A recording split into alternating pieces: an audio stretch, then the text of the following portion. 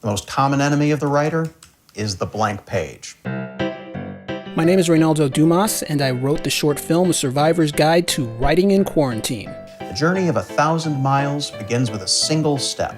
Ralph asked me to write this short based on my original 30-second promotion for a film I crowdfunded. First, I go to the dictionary and look for two words. Cat and Flossinosinylipilification. After 2 drafts, I have a finished script. Problem solved. It couldn't be simpler. My question is for Steve. I wondered if you could speak, although I guess both of you, about your artistic influences or inspiration for this project. I definitely, when you came out of the room and were staring down the pilot light for the first time, I got like a Liam Neeson vibe. I don't know what the goal was though, so I was just wondering if either of you wanted to speak to your influences. Yeah, I think, Reggie's screenplay was pretty clear about what discrete bits were informed by. I mean, that scene in particular has a direct line out of Apocalypse Now. There's definitely clear references to The Shining in the final shot. So most of it was, trying to instill that without losing the inherent goofiness of the character. And me, when I have a beard this long, that's also part of it. Why fight against it? I mean, the major help that came from Ralph and Reggie. I don't know why I'm turning to look at Ralph's screen like he's here in the room with me. The most helpful guideline that between the two of them came across was they kept saying it's a G-rated character with an R-rated problem. Is that this happy person, if they try to write something, they will discover that they are not actually any good at writing, and it will destroy them. And so, without trying to play that, like just always keeping things boil under the surface. And it's a weird thing about shooting comedy because it's just me. The entire crew was Ralph, so it's just me playing to Ralph behind the camera with no reaction whatsoever. So it's actually pretty easy to get into that absurd headspace of like not knowing if anybody is not knowing if any of this is reading to anybody, and just living in that absurd headspace. Ralph, what you got for that question? Well, first I have to apologize for Reggie not being here. Of course, he was invited, but he just couldn't make it. Perhaps later on, we might do like a little Q&A just with Reggie, Reynaldo Dumas, who's the writer of this. And yeah, so Reggie, he actually prepared a little video we're going to release maybe in a couple of weeks where the inspiration came from. He made a little commercial for one of his projects, and it started with those 2 words.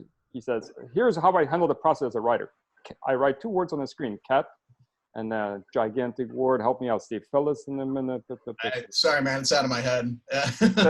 He practiced it. Hillification. Right. And that's where the inspiration came from. And I guess I pressured Reggie a little. It's like, write me a script around that. And he wrote in about 2 weeks. And the initial idea was going to be something very simple. Reggie wanted me just to do it by myself because it was during quarantine where he came up with a script. And he thought, since, I have the cameras, why don't I just point the camera at myself? But I think the most brilliant choice that I've made was to actually bring Steve, an actor that can actually act. So yeah, and Steve just killed it. So he pulled it off. So so the inspiration was. We also wanted to make sure that the comedy was visual.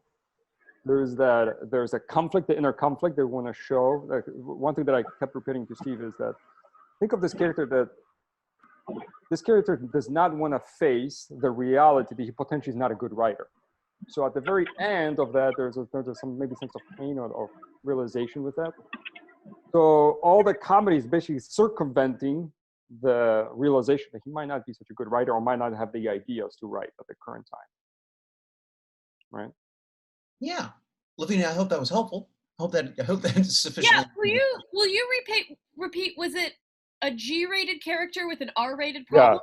Yeah, that's what Reggie really emphasized. He mentioned it to me because, by the way, this is the first time I shot a comedy, so I was a little apprehensive because I have to make sure that things were funny, and I've never done something that's funny. I've done a lot of dramatic type of short films, and music videos, dark things. And he just kept pressing me, don't make this too dramatic. Make sure it's a G-rated character, kind of goofy character in a R-rated situation.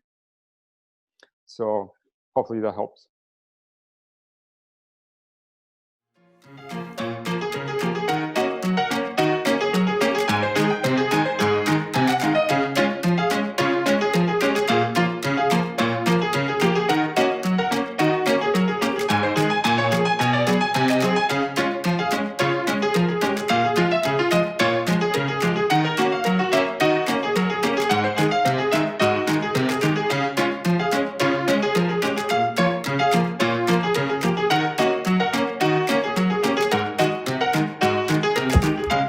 I especially loved the scene where it's like shot in the round and there's all different versions of Steve doing different things.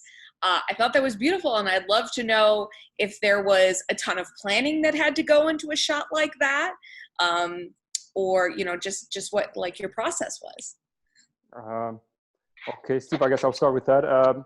So we made a decision we're going to do try to get 360 turn with a camera and really illustrate the process of procrastination, right?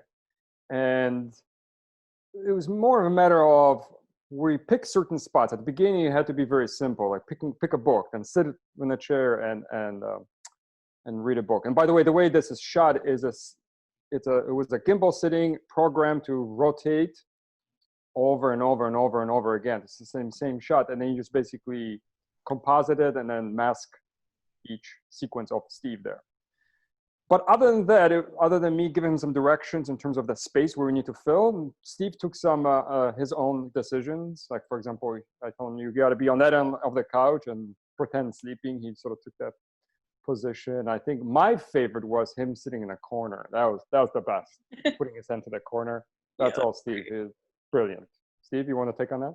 Yeah, I mean the directions in the screenplay were simply, we see several versions of Ray doing not much of anything, and so like Ralph was saying, like, well, we need you framed here and we need you framed here, and we do have something like you could be doing something in the background over there. And we got to that corner. I was like, we definitely just have to do a Blair Witch situation where facing it, and the other several of me are still moving and this guy's not doing much. And then it became just like, I don't know, I know how to juggle. I'll juggle poorly here. I did bring a sword. I guess I'll be screwing around with a sword in the background. That seems like a pretty like Caucasian nonsense thing for me to be doing in the background. So yeah, most of it was just out of necessity. We needed to be doing 9 things, and that's what we came up with. And Ralph was great about just letting me run with stuff.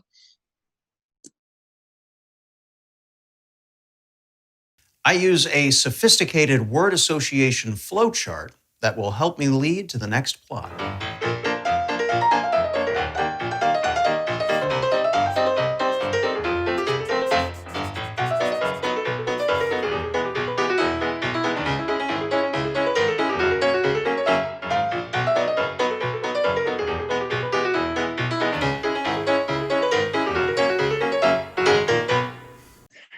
I'm curious about the amount of collaboration that went into the word association flowchart, because I know I want to watch that short film again and just capture as much of that as I can.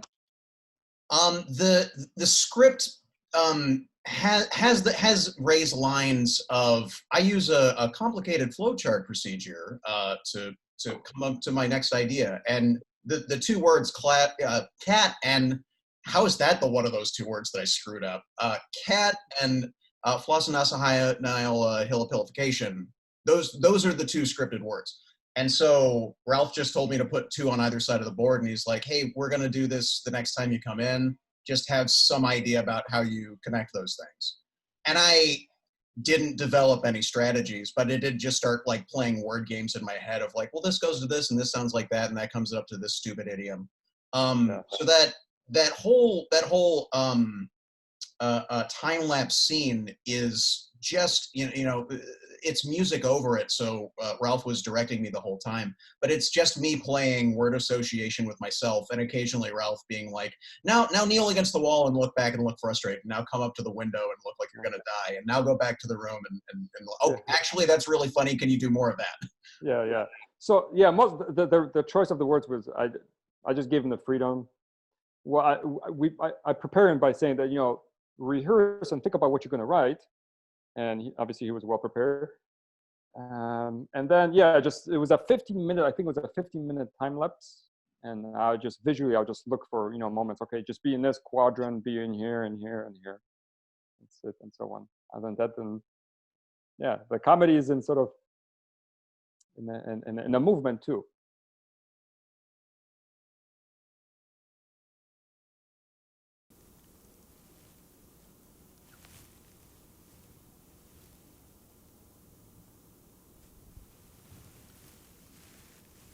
As I was saying, I used to have a writer's block.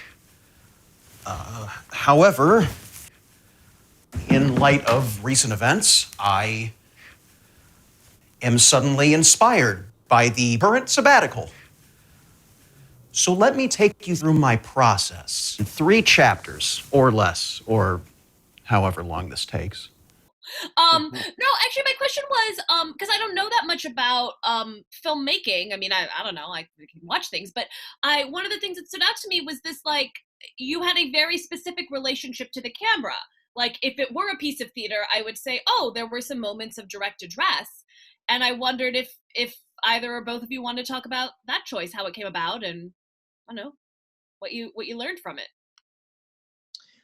I think, like, going back to the G-rated character with an R-rated problem situation, like the idea of isolation kind of gets set in the first cutaway. Like, he starts directly addressing the camera, and we're not. It's the question is not raised. What does that mean? Is there another person in the apartment with him? Is this a weird mockumentary like The Office? It's left purposely unquestioned. And then when he gets off the couch trying to figure out how to deal with suddenly being in a quarantine, the camera cuts away and his focus is still like back over the couch. So it's possible that he is just talking to nobody this whole time, and maybe has been for some time.